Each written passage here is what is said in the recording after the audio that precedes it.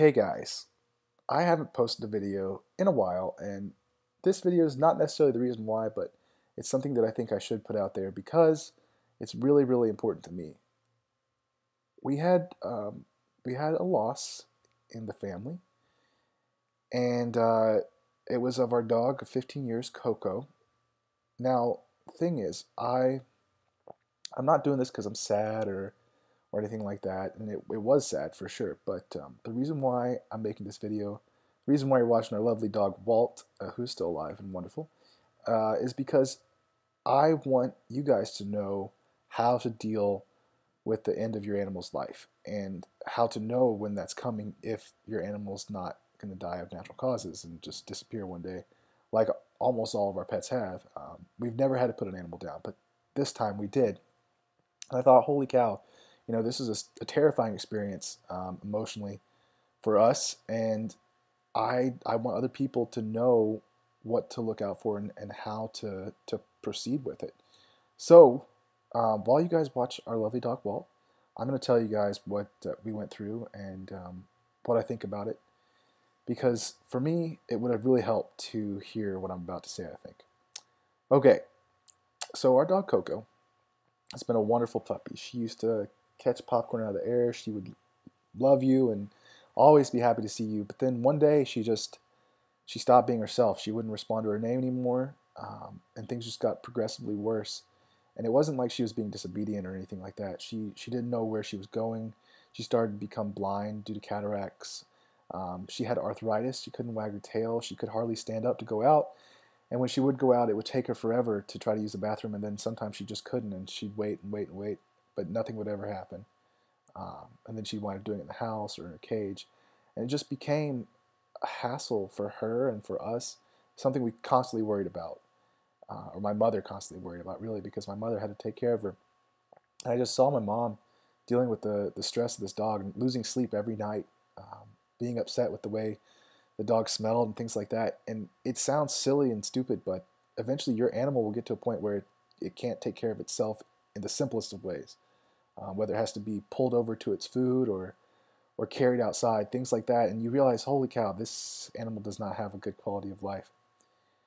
And I realized that last week. It was on Friday, actually, and I was like, look, I want to make the call. I'm going to call a vet, not our regular vet, because we had been dealing with our regular vet, and he just wanted to give our dog pills, and it was basically the equivalent of dog cocaine. It would just make her really, really happy for a little bit, and she'd try to look like she was alert and ready to do things, but she'd crash hard and sleep for hours. And she still couldn't see. She still couldn't really wag her tail because the arthritis was so bad. Couldn't stand, but she did have balance regained. But the pills were just enormously expensive, and I don't think they were actually changing who she was or making her the dog that she was, is what I should say. And I thought, it seems like this other vet, they just want our money, and they are good people. They're good, but even when we like approached the topic of euthanasia for our dog, they didn't want to talk about it. So I called an old family vet that had been in the past used on our cows at our farm, and I spoke with the son of the veterinarian, and he and his staff were so understanding. Um, it was everything I needed to hear, and I told them basically what I'm telling you now, and they were like, "Look, it seems like your dog is definitely not so well off, and we'd like to help you with that." And normally, you research this on the internet and you hear like euthanasia is a fortune, and it's terrifying, and the dog is in pain. I'm telling you, this was the most relief for the dog and for us that could have been possible. It was not expensive. It was $18.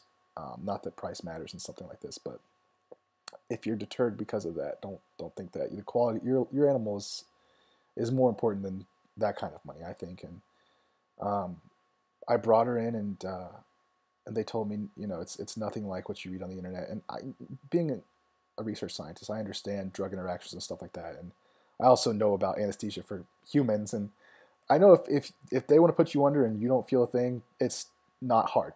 Um, so don't worry about that. I'm sure she was not terrified. I realized, this is the right thing. After it was over with, I was like, I'm so glad that she doesn't have to suffer anymore. And so I want you all to know, if you have an animal that you love to death, but the animal's not the animal you remember for whatever reason, like it's not the same puppy or the same cat anymore, and you see that animal go through pain every day, either to just stand up or to eat or to use the bathroom, realize that it might be that time to have a conversation with your veterinarian, even if it's a hard one to have, and even if you feel embarrassed or ashamed to bring up the idea, the burden that a sick animal is the same almost as a sick human, but worse, because they can't tell you what's wrong. They can't tell you how they feel. All you can do is see, in their actions, and it hurts. It hurts a lot. So I want to tell you guys that, because I know there's got to be people out there with the similar problems that I was having, and I want you to know that that's how we dealt with it, and it wasn't bad. It wasn't humiliating for the animal or for us. It was definitely the right thing to do. So now I'm going to give you a nice little clip to cheer you up of our dog Mochi, our other standard poodle. Also, it helps to have multiple animals, guys. If you lose your only animal, it would be tragic. But we have multiple dogs. We love them all to death. And this is Mochi, and this is how she eats. And I thought it was funny. I thought you'd enjoy it. So, bye, guys. Good luck. Mochi, you eat. You eat while... Yeah, Mochi's eating on the floor. She sits... Where she has her paws? Yeah. In front of the... Oh, that's so cute. I've never seen a dog... She buries her face in her food. ...that will literally... She's got the dish between her paws, and it's not like she's a small dog or lazy dog or old dog. She's perfectly capable of standing. She's just lazy. She just likes to eat lying down. Yeah, she'd rather eat this way than in the other way. Mochi, can you give me a paw? Can you give me a paw? Oh, thank you. Thank you. Thank you. Cute dog. You give me your paw again? Oh, thank you. Thank you. Okay, go back to eating. Go back to eating. You're good.